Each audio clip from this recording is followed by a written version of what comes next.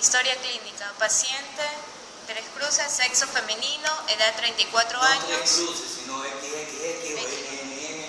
Ya le digo, por respeto al paciente desde el punto de vista médico legal, cuando se hace una presentación en público nunca se debe mencionar el nombre. Por eso inclusive se le pone como algo en la cara también para no ser identificado, ¿no? Ocupación, ama de casa, fecha de ingreso, 4 de junio del 2011. Miren, como decíamos anteriormente, vamos analizando todo de a poquito. Desde el inicio de los datos estadísticos, hay cosas que son muy importantes relacionadas con lo que presenta el paciente. Porque el paciente le dice de entrada, vengo porque me duele la cabeza, y usted ve que tiene caído el párpado. Ya está. Entonces usted ya dice sexo femenino y comienza a pensar en todas aquellas patologías que pueden provocar dolor de cabeza en las mujeres. Una de las causas más frecuentes, las jaquecas. ¿Se dan cuenta? Claro. Luego, edad 34 años. Comienzan a pensar en todas aquellas patologías que pueden causar la caída de párpado. Porque obligatoriamente tienen que pensar, así como se piensa en malformaciones vasculares, hay que pensar en enfermedades reumáticas, enfermedades del colágeno, el lupus eritematoso, la periarteritis nodosa, que son capaces de provocar una parálisis del tercer par. ¿Se dan cuenta? Desde el inicio ustedes ya van pensando en las posibilidades diagnósticas. Continúen. Motivo de consulta o ingreso, cefalea y toxis palpebral. Enfermedad actual, paciente de sexo femenino de 34 años de edad con cuadro clínico de 15 días de evolución caracterizado por cefalea y toxis palpebral. La cefalea se caracteriza por ser de mediana intensidad. Ok. Borren eso de ingreso, sino motivo de consulta. ¿Ya? Porque de acuerdo a lo que le consulta, usted decide si tiene que ingresarlo o no, pero el motivo de consulta es el dolor de cabeza y la toxis palpebral. ¿Okay? Muy importante.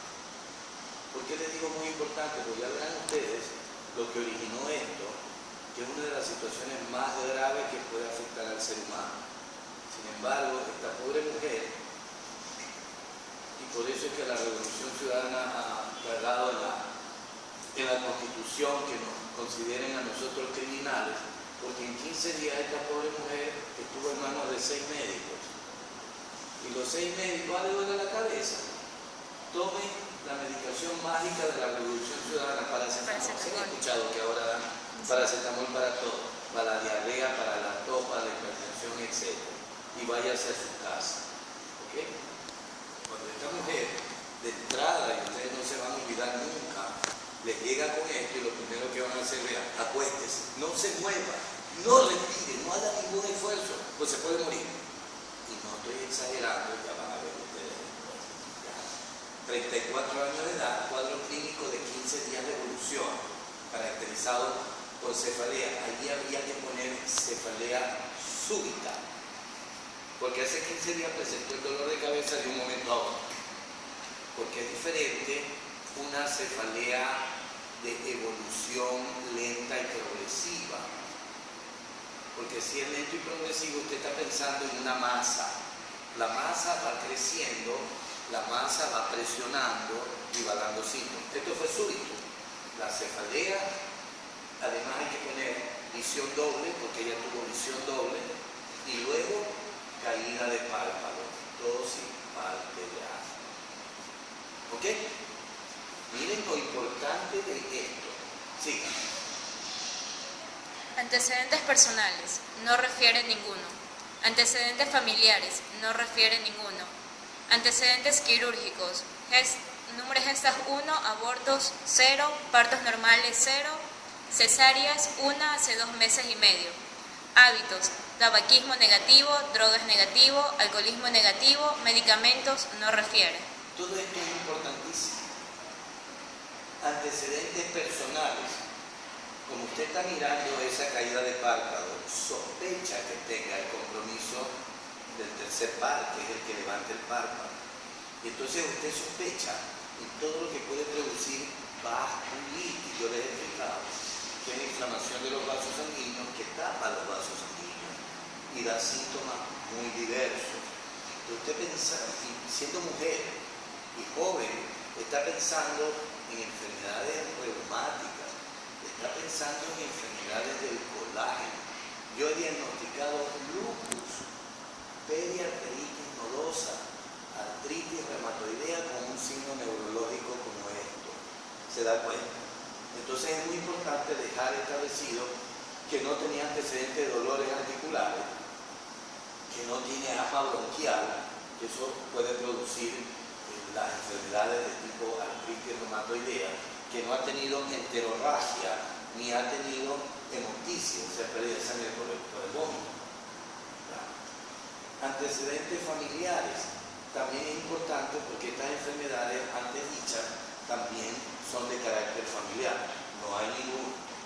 Antecedentes quirúrgicos, esto es muy importante por la edad y por el signo neurológico que presenta, porque hay una enfermedad que se llama anticuerpos antifosfolipídicos, que es una enfermedad del colágeno que se caracteriza por trombosis venosa profunda, ¿ya?, en mujeres jóvenes, abortos y trombosis venosa cerebral, que puede dar los signos neurológicos. ¿Se dan cuenta?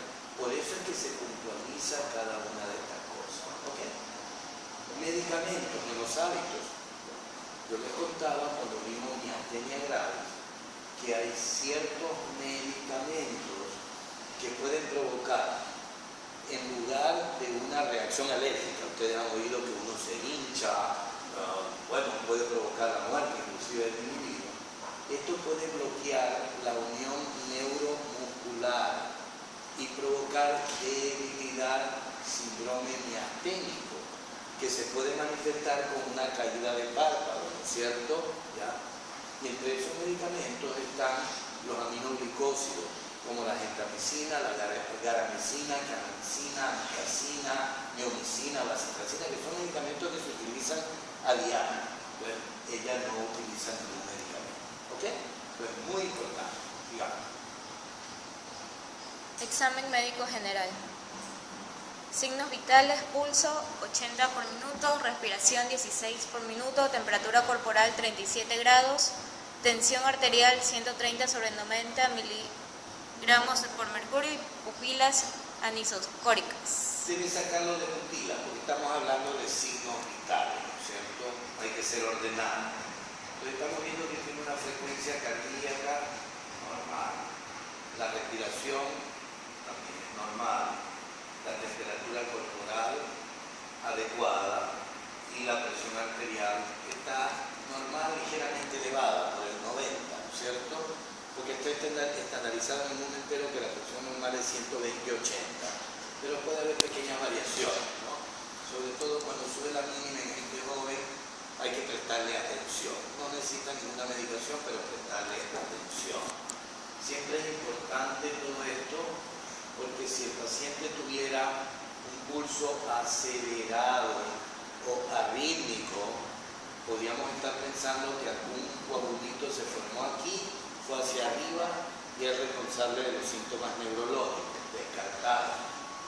La respiración es normal, porque los pacientes que tienen enfermedad pulmonar restrictiva crónica, como la bronquitis crónica, el asma bronquial, el enfisema pulmonar, ellos constantemente son hipoxémicos, es decir, tienen niveles de oxígeno disminuidos. Y eso hace que el organismo, como reacción a eso, aumente la formación de glóbulos rojos. Y ellos tienen una poliglobulia. Es decir, lo normal de glóbulos rojos es alrededor de 4 millones de unidades, ¿no es cierto? Pero ellos tienen inclusive niveles que bordean los 6-7 millones de glóbulos rojos, ¿no es cierto? Entonces, eso hace que la sangre se vuelva muy espesa, muy viscosa, y eso predispone a los problemas también cerebrales. La temperatura temperatura corporal si tuviéramos un paciente con fiebre, una evolución de varias semanas, ¿ya? Contacto con algún paciente con tuberculosis pulmonar activa, podríamos pensar, que vamos a ver en el examen neurológico, que tuviera una meningoencefalitis tuberculosa que se evoluciona lentamente. Por eso todo esto es importante. Nada de eso tiene el paciente. ¿Ok? Sigamos. Cráneo. Buena implantación de cabello, normocéfalo, asimetría facial, toxis palpebral, no soplos. Cuello. No adenopatía, no soplos, pulso carotidio presente. Interesante. La implantación del cabello. Hay ciertas enfermedades que se caracterizan o se asocian, ¿cierto?, a pérdida del cabello, a alopecia. Normocéfalo, la forma del cráneo, etc. Porque a veces los pacientes que tienen una braquicefalia o una pluricefalia o un cráneo en quilla también se acompañan de malformaciones vasculares, malformaciones arteriovenosas. Asimetría facial. ¿Por qué? Porque tiene el párpado caído, ¿cierto? Por eso es que es asimétrico. Pero no hay soplos, que oculta la fosa orbitaria, la fosa temporal o la fosa retromastoidea. Cuando encuentra un soplo está pensando que puede haber una malformación vascular, un angioma, por ejemplo. ¿Ya? Cuello, no adenopatía, como les decía anteriormente, si hubieran, digamos, ganglios grandes, duros, se podría pensar en un linfoma, y lo que estamos viendo es una metástasis. No hay soplo, es decir, no hay enfermedad esclerótica, y el pulso carotidio está presente. ¿Ok?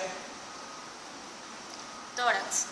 Simétrico, sin malformaciones, ruidos cardíacos rítmicos, no soplos, buena ventilación pulmonar, no presencia esteroide.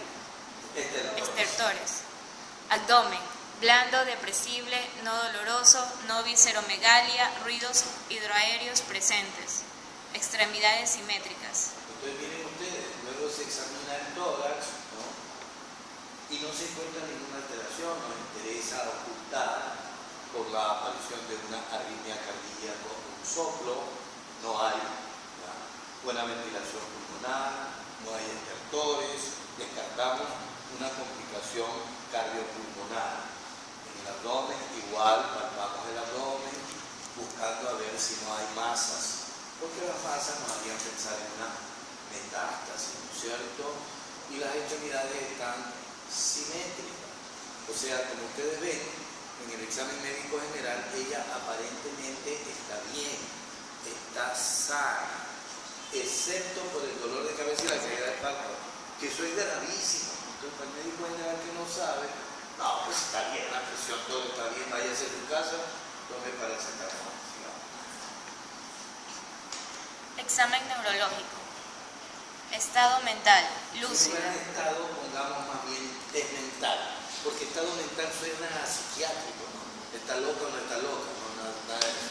El desmental es el que nos permite evaluar la corteza cerebral en detalle, pues ya vamos a estudiar las próximas clases. En la corteza podemos hacer una localización específica de cada una de las funciones cerebrales superiores. Ya hemos hablado, por ejemplo, del lenguaje expresivo, decimos área de Broca, tercera circunvolución frontal. Lenguaje perceptivo, o sea, entender lo que se nos dice, decimos área de Wernicke, circunvolución temporal transversa anterior, ¿cierto? Lectura, escritura, cálculo matemático, náusea de los dedos, decimos circunvolución angular, que eso es atrás del lóbulo temporal, la circunvolución temporal superior se va hacia atrás y por detrás de la cintura lateral del cilio se curva pasando por el lóbulo occipital y se mete en el lóbulo parietal. Por eso le llaman la circunvolución angular, por el pliegue curvo. Ahí están esas áreas. Entonces, por eso es importante hacer el test mental. Cuando usted encuentra una alteración de alguna de estas funciones cerebrales superiores, usted puede decir la lesión está en tal sitio. Por ejemplo, Alexia pérdida de la lectura, agrafia, pérdida de la escritura, acalculia, pérdida del cálculo matemático, agnosia de los dedos, no identifica los dedos de la mano, confusión derecha-izquierda. Entonces usted le permite decir, la lesión está en la circunfusión del pliegue público. Así como decíamos, Broca, afasia expresiva, la lesión está en el área de Broca, en la tercera circunvolución frontal de la izquierda. ¿Sí? Entonces, por eso es importante desmentar. ¿Ya? Sí. Lúcida. Lúcida, bien orientada en tiempo, espacio y persona, lenguaje bien articulado, memoria, noxia y praxia normales, lectoescritura y cálculo matemático conservados. Fíjense ustedes, con eso ustedes evaluaron toda la corteza cerebral. Está lúcida, quiere decir que la corteza está funcionando bien. Porque si no está lúcida, ella está confusa. Si está confusa, quiere decir que hay algo que puede ser metabólico que no permite respuestas adecuadas. Como ocurre, por ejemplo, en el paciente diabético, cuando se le sube mucho el azúcar, ¿no es cierto?, que lo puede llevar al coma diabético, ¿cierto? O al paciente cirrótico, que tiene el problema de la cirrosis, no puede eliminar el amonio, entonces se eleva en el organismo y produce una hiperamonía. Pero usted está diciendo que la corteza cerebral está bien, ¿ya? Bien orientada en tiempo, espacio y persona. Eso está indicando que usted tiene buena ubicación, ¿no es cierto?, en el tiempo, área del lóbulo temporal, en el espacio, en la región parietal, y persona también en la región parietal, en la circunvolución parietal superior, porque allí está el centro de la somatognosia, que permite el reconocimiento corporal de la persona. Uno no tiene idea. Yo recuerdo cuando recién llegué a Chile, nos llama el profesor nuestro, que era un neurólogo reconocido mundialmente, y entonces quiero mostrarle un caso muy interesante, decía. Entonces estaba con una chica joven de unos 19 años y su madre. Entonces todos miramos a la madre, porque justamente las personas de mayor edad son las más proclives a enfermedades neurológicas. Entonces él nos vio y le dijo, no, la paciente es la chica, examina. Hicimos todos los exámenes habidos y por haber, no hicimos el examen, el test mental como es debido, y nos mirábamos la cara, éramos 5 residentes jóvenes. Uno piensa siempre que el médico ya de cierta edad ya se le están olvidando las cosas. Miramos, ¿será que ya está deteriorado el profesor? Hizo salir a la chica de la oficina, nos puso de pie en fila y le proporcionó a la madre un mandil largo como el que usan ustedes y la puso entre medio de nosotros. Hizo pasar a la chica y le pidió, fulanita, yo quiero que reconozca a su madre en este grupo de personas. Y la chica se pasó un buen rato mirándonos de arriba hacia abajo y no podía reconocer a la madre. Luego nos pidió que la llamáramos por su nombre. Cuando le tocó el turno a la madre, la reconoció. ¿Qué era lo que tenía?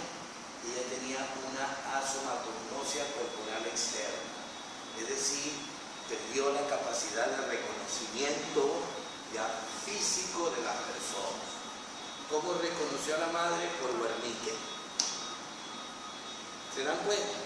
Entonces realmente cuando uno no ha experimentado estas cosas, como que no entiende mucho de esto.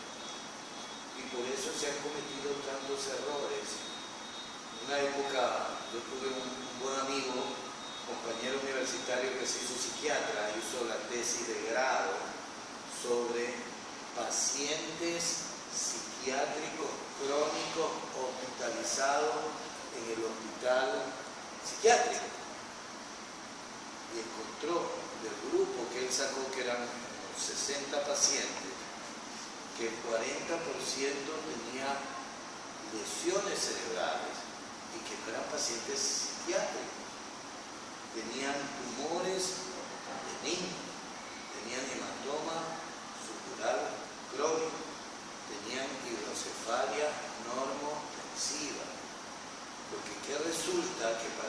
sabe si un paciente viene, el familiar le cuenta, está alucinando, está viendo cosas, escuchando voces, está irascible, quiere pegar a todo el mundo, etc. Psiquiátrico.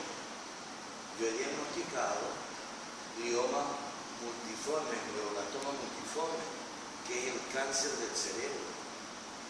Porque eso lo único que le indica a usted que el lóbulo frontal y el lóbulo temporal no están funcionando bien, porque son los centros del control de la conducta social del individuo, del comportamiento.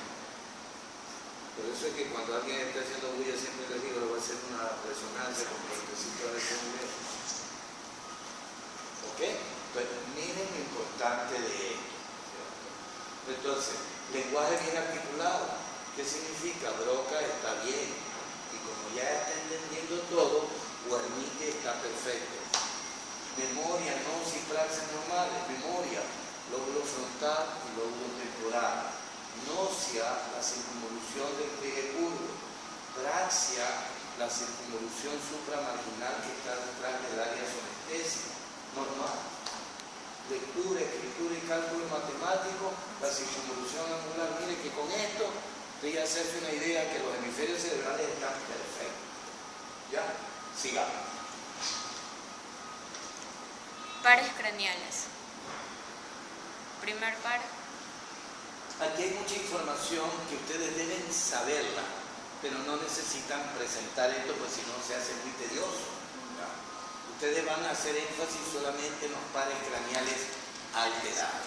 Usted puede decir, primer par, olfatorio normal. Segundo par, nervio óptico, fondo de ojo normal. Campimetría normal, ya está, pero así rapidito. Entonces nos interesa oculomotilidad, siga.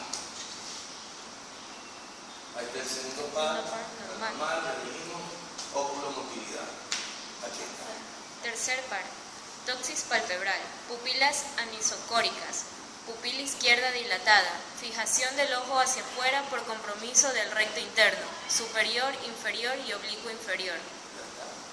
Usted está haciendo el diagnóstico de una parálisis completa del tercer par, porque ustedes dicen cuarto y sexto par están conservados. Entonces, ¿qué es lo que está mostrando la parálisis del tercer par? La tosis palpebral.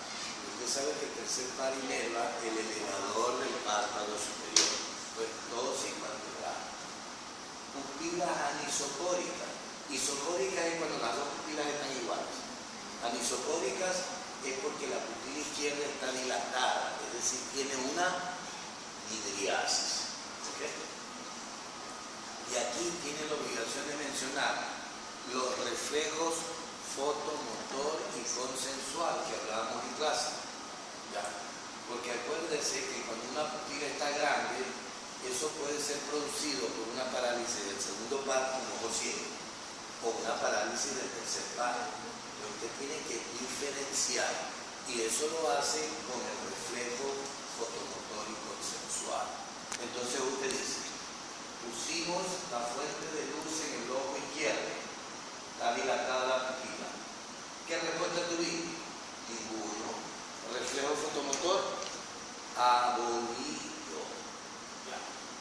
Mantuvimos la fuente de luz en el ojo izquierdo y observamos el derecho. Reflejo consensual presente, porque no se trata de una parálisis del segundo par. Recuerden que la vía de entrada es el nervio óptico, llega al área pretectal y reparte a ambos lados. De este lado, el lado izquierdo, está, digamos, cortado el tercer par, por eso no hay reflejo fotomotor, pero del otro lado está inmenso. ¿Ok? Entonces tienen que hacer mención del reflejo fotomotor consensual. ¿Ya? Fijación del ojo hacia afuera. ¿Por qué es el ojo tirado hacia afuera? Porque está comprometido el recto interno, recto superior, recto inferior y oblicuo inferior, que es inervado por el tercer par. Entonces hay un predominio del sexto par que lleva el ojo hacia afuera. Ya está. ¿Okay? Entonces con eso usted está probando que el paciente tiene una parálisis del tercer par completa. ¿Por qué digo completa? Porque puede tener el ojo hacia afuera, pero el párpado está bien. O puede tener caída de párpado, ¿ya? Y la pupila está bien. Pero aquí es compromiso de todo. Por eso es una parálisis completa del tercer par. ¿Cómo sería si es una parálisis incompleta? O Ya. sea, Eso permite, lo vamos a ver después, el diagnóstico topográfico. Porque cuando usted encuentra una parálisis incompleta, ¿qué es lo que piensa? El complejo óculo-motor. ¿Recuerdan donde nace el tercer par? Porque el complejo óculo-motor tiene una masa dorsal, tiene una masa un poco más lateral que el Edinger-Westphal, tiene masas centrales, el núcleo de Pérgula, etc. Entonces, cuando hay una lesión del complejo óculo-motor, puede ser que la lesión no sea completa, que le tome solamente la masa dorsal. Entonces, le va a provocar la fijación del ojo hacia afuera por parálisis de los músculos extraoculares, pero no le comprometió el Edinger-Westphal. La pupila está bien, se da cuenta. Entonces, eso es el diferencial, conociendo la anatomía. ¿Ok? Ya van a ver ustedes. Sigamos. Esto estaba bien, usted menciona nomás, ¿no es cierto? La sensibilidad, la función motora, todo está bien. Siga. Séptimo par está bien, hay buena simetría facial, una musculatura de la articulación facial, lo único, la tosis palpebral. Siga. El octavo par, coclear y vestibular, el test de Weber, está normal, ya lo van a ver ustedes cuando presenten uno de los compañeros octavo par. Sigamos. El aparato vestibular, todo está bien, no hay compromiso. ¿Cómo sabe que no hay compromiso el aparato vestibular? Porque el paciente no le ha dicho que tiene vértigo, ni tiene desequilibrio ni nada. ¿Ok? Después aprenden ustedes a hacer la valoración. Sigamos. Noveno y décimo par, baja lengua. La úvula está en la línea media. No hay caída del velo del paladar. Y finalmente usted estimula la faringe y produce el reflejo nauseoso. Está perfecto. No hay compromiso en noveno décimo par. Décimo primer par. Hace el movimiento hacia un lado para valorar el esternocleidomastoide. Levante los hombros y se lo baja y está conservado. No hay compromiso el décimo primer par, que es el espinal, recuerden, ¿no? Y el décimo segundo par, el nervio hipogloso, y ven que la lengua está en la línea media, que la lengua no está doblada, que los bordes de la lengua son gruesos, no son finos, y la superficie de la lengua está normal abultada. ¿Okay? Entonces con eso probó que lo único que tiene en definitiva es la parálisis completa del tercer par. Ya, sigamos. Ya está, siga. Motilidad. Tono y fuerza muscular. Entonces hace la valoración de la fuerza muscular, ¿no es cierto? Como les decía anteriormente. Y esto es muy fácil. Ayúdeme un poco. Deme la mano. Apriéteme. Fuerte. Enganche. Fuerte. La mano arriba, así. Fuerte. Fuerte. Muy bien. Haga así. Fuerte. Fuerte. Muy bien. Haga puño para abajo. Fuerte. Puño para arriba. Fuerte. Doble su brazo. Fuerte. Fuerte para allá. Fuerte. Estírelo. Fuerte. Arriba el brazo. Fuerte. Fuerte arriba. Gane bien. Muy bien. Doble. Empuje. Doble hacia su cuerpo ahí. Empuje. Empuje. El codo hacia atrás. Bueno. El codo hacia arriba. Fuerte. El codo hacia su cuerpo. Fuerte. Está bien. Entonces, la valoración de fuerza muscular de extremidades superiores usted hace comparativamente un lado con el otro lado. Y lo mismo en las piernas, el pie hacia abajo, el pie hacia arriba, el pie hacia afuera, y usted siempre oponiéndose a doble la pierna, tire la pierna, levante la rodilla, luego pone el cúbito lateral, levante la pierna para ver los glúteos medios, boca abajo, levante la pierna para ver los glúteos mayores. Y luego para ver la musculatura abdominal, acostadito, le pide que cruce los brazos adelante y se siente. Bueno, eso es una falla bastante grande de nuestro medio porque no somos atléticos. Tenemos la musculatura del abdomen como gelatino. ¿Ok? Entonces, así evalúa. Y usted puede decir, hay debilidad que se llama paresia, como hablábamos anteriormente, o plejía. Y tiene que establecer el resto de características, el tono, porque cuando hay una lesión del motoneurono inferior, la parálisis es aguadita, es flácida. Cuando hay una lesión del motoneurono superior, la parálisis es hipertónica, espástica. Los reflejos, cuando es el motoneurono inferior, es arrefléctico. Cuando es el motoneurono superior, es hiperrefléctico. Pero nada que ver. Usted simplemente dice aquí, fuerza muscular, tono, trofismo, reflejos normales. Reflejos medio plantar que lo están buscando ahí, el rascado de la planta del pie, se contrae hacia la planta, normal, ya está. Sigamos. Maniobra de Mindas. Eso simplemente es la maniobra de los vagos, digamos. En lugar de hacer valoración de fuerza, le pide levante los brazos. Entonces, claro, si hay debilidad, se comienza a caer la mano y luego el brazo. Esto demora más o menos 1 minuto, mientras que la otra valoración se demora como 5 minutos. Yo siempre le decía a los residentes, son vagos. Lo que deberían hacer, no es que a veces hay debilidad de grupos musculares, no es completo. Entonces, por ejemplo, tiene usted una debilidad de la dorsiflexión, o sea, solamente va a tener debilidad en esto, pero el resto está bien y aparentemente ustedes van a malinterpretarlo. Sí. Sigamos. Eso es para que sepan. Reflejos normales. Normales, osteotenía. Reflejo cutáneo plantar Eso normal. es lo que decía, el rascado de la planta del pie, lo normal es la flexión. Normal, sigamos. Entonces, en definitiva, la valoración de la motilidad es completamente normal. Fuerza, tono, trofismo, reflejo medio plantar, normal. Ya está, sigamos. Sensibilidad. No, Signos. bueno.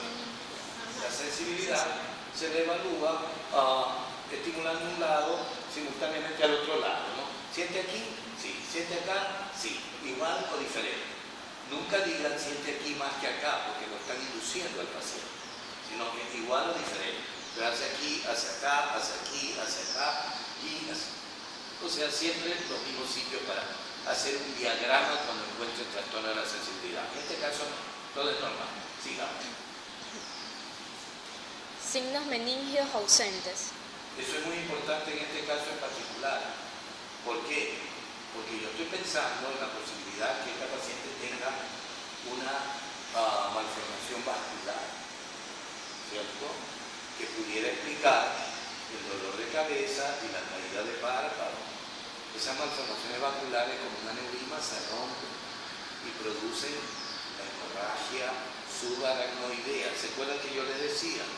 El espacio subaracnoideo se llena de sangre y eso produce una inflamación de las cubiertas meningias que va a provocar una contractura de la musculatura a todo lo largo y por eso el paciente está rígido. Usted le hace la maniobra para flexionar la cabeza y se encuentra que se pone rígido. Entonces usted dice rigidez de nuca. Luego hace la misma maniobra y observa las piernas. Cuando hace bruscamente esto, las piernas se encogen. Signo de Brusinski. Y luego usted toma las 2 piernas del paciente y trata de elevarlo para hacer un ángulo recto. En el camino se retraen, se flexionan bruscamente. Y además, usted cuando observa al paciente, lo observa que no está boca arriba, acostado, sino está en decúbito lateral como en una posición semifetal. ¿Por qué? Porque estiradito produce mucho dolor por la gran contractura, mientras que de lado evita un poco el dolor. ¿Okay? Pero en este caso era muy importante buscar los signos meningios. A Dios gracias, en esta paciente no estaban presentes. ¿Ya? Sigamos. Están los signos que le decía Kerry, Brusinski. Pruebas cerebelosas, hemisferios cerebelosas normales. Normal. O sea, lo que podemos hacer aquí, porque acuérdense que los síntomas de ellos no es recomendable que la pare a hacer todas las pruebas de caminar, todo. Pues no sabemos si se le puede romper en ese momento la rodilla. ¿Ok?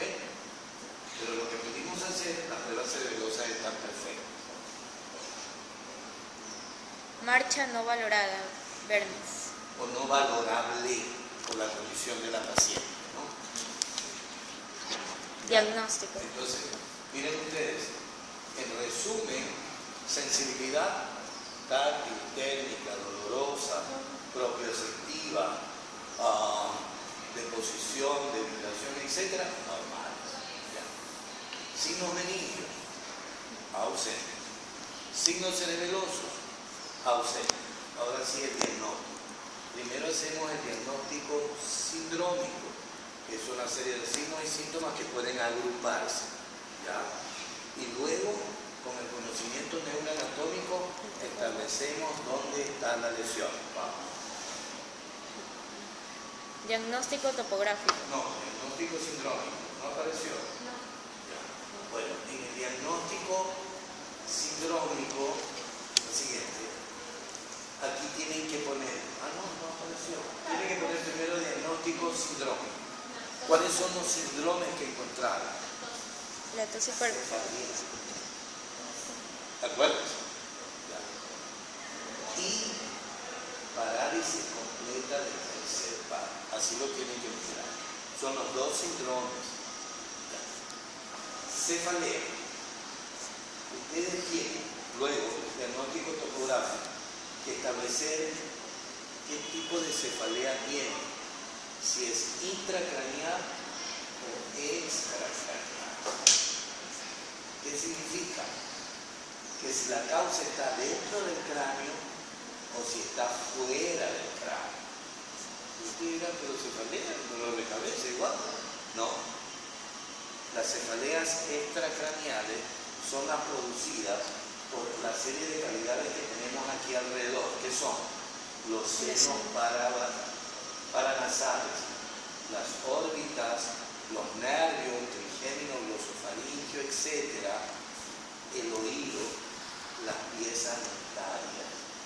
Entonces usted tiene cefalea por sinusito, ¿no es cierto? Tiene cefalea por otitis o por mastoiditis. Tiene cefalea por una pieza dentaria en mal estado, un absceso apical que se llama. ¿Okay? Tiene cefalea por una neuralgia del nervio trigémino. Acuérdense que el nervio trigémino es el que da la sensibilidad de la cara y se inflama. Tiene cefalea por una neuralgia del nervio glosofaringio. ¿Ya? El glosofaringio le da una cefalea particular que llega al occipucio y luego se reparte hacia un oído y produce un clic característico. Cefalea por neuralgia del nervio suboccipital de Arnold, que es el que sale aquí y da la sensibilidad del cuero cabelludo. Cefalea por artrosis de columna cervical. ¿Te das cuenta? Pues todas esas cefaleas ya son extracraneales. ¿Cómo investiga eso? Buscando los puntos dolorosos. Me ayuda un poquito. Me avisa si hay dolor. Duele aquí, duele acá, duele aquí, duele acá, duele aquí, duele acá, duele aquí, duele acá, duele aquí, duele acá, duele aquí, duele aquí, acá, aquí, duele aquí, duele acá. No hay dolor. Cuando hay dolor, cuando hay una neuralgia, presiona un poquito y gritan del dolor. ¿Se dan cuenta? Entonces, haciendo esas maniobras, usted dice, no, si no le duele nada de eso, la cefalea es intracraneal. Miren ustedes cómo pueden hacer el diagnóstico. Ahora vamos a la parálisis del tercer par. Tercer par. Toxis completa del párpado, estrabismo externo, midriasis, pérdida de reflejo fotomotor y acomodación. Con eso, usted dice, es una parálisis completa. Ya está. Ahora sí, topográficamente, conociendo la neuroanatomía, me va a decir dónde está la lesión. ¿Dónde está el complejo oculomotor? En el mesencéfalo, ¿sí? A nivel de los tubérculos cuadrigémenos superiores. ¿Y qué tiene por debajo? Los pedúnculos cerebrales, ¿no es cierto? La base o pie de los pedúnculos cerebrales tiene los fascículos descendentes. Acuérdense, los 3 quintos mediales, el córtico espinal, el córtico nuclear, el córtico protuberancial. Entonces, si yo tengo una lesión aquí, en el complejo oculomotor, es posible que comprometa también la vía piramidal. Si compromete la vía piramidal, voy a tener una debilidad de un lado del cuerpo, ¿no es cierto? Lo que se llama un síndrome piramidal alterno. Se llama alterno porque tiene parálisis de un lado del cuerpo y tiene compromiso de un par craneal del otro lado, que no es el caso. Entonces usted dice, la lesión no está en el tronco cerebral. ¿Okay? Sigo el recorrido del tercer par. ¿A dónde aparece? En la fosa interpeduncular, ¿no es cierto? ¿Qué estructura vascular tengo aquí? La arteria basilar. ¿Cuáles son las ramas terminales de la basilar?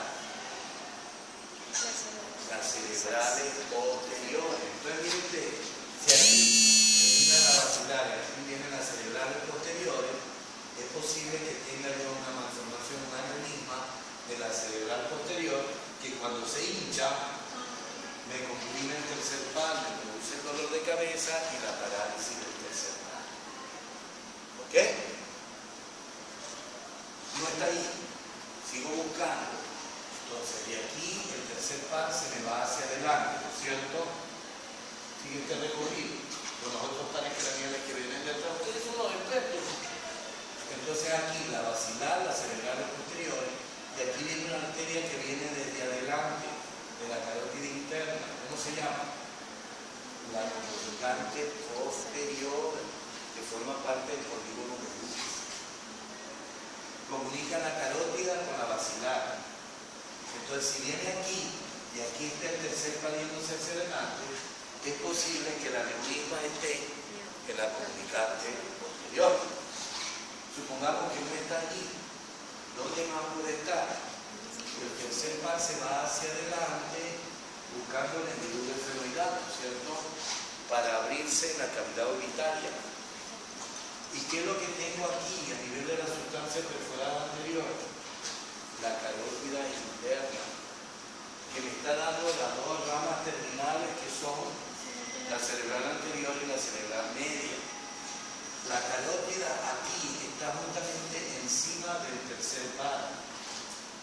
Entonces puede ser que tenga un aneurisma grande de la carótida interna que se hincha y me comprime el tercer par. Entonces, mire usted, con el conocimiento neuroanatómico, cómo puede decir exactamente dónde está la lesión. Entonces, esas son las posibilidades diagnósticas. ¿Qué es lo que voy a hacer ahora? Yo pido una tomografía o una resonancia magnética nuclear para asegurarme que no haya ninguna lesión en el tronco. Y después de eso pido una arteriografía, que es el estudio ideal de las arterias del cerebro. Dígame, la siguiente. Siga. Bueno, aquí está el recorrido mejor todavía.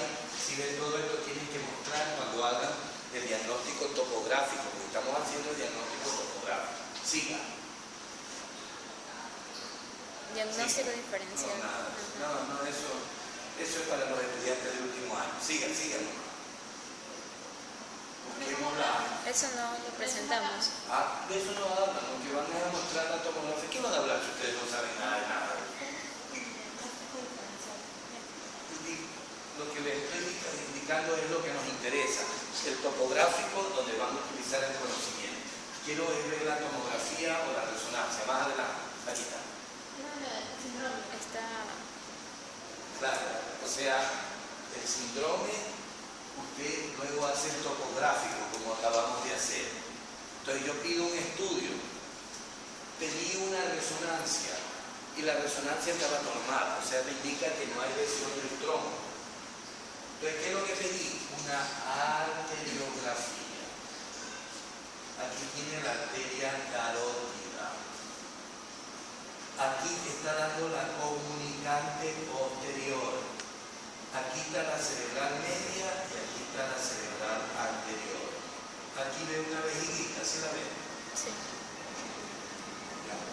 Ese es el aneurisma de la arteria carótida interna de la porción supraquinoidea o de la comunicante posterior. ¿Okay? Ese es el diagnóstico.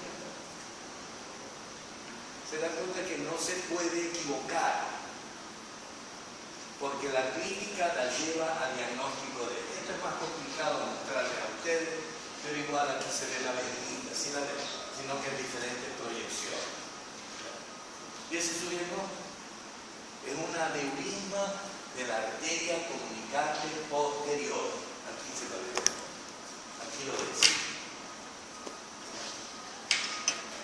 Que es la que está comprimiendo el tercer par. No hay dónde equivocarse, mira. Conociendo la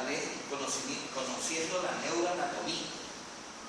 Porque por eso hicimos el diagnóstico topográfico siguiendo todo el trayecto del tercer par, desde su nacimiento hasta su salida a la medula cerebral.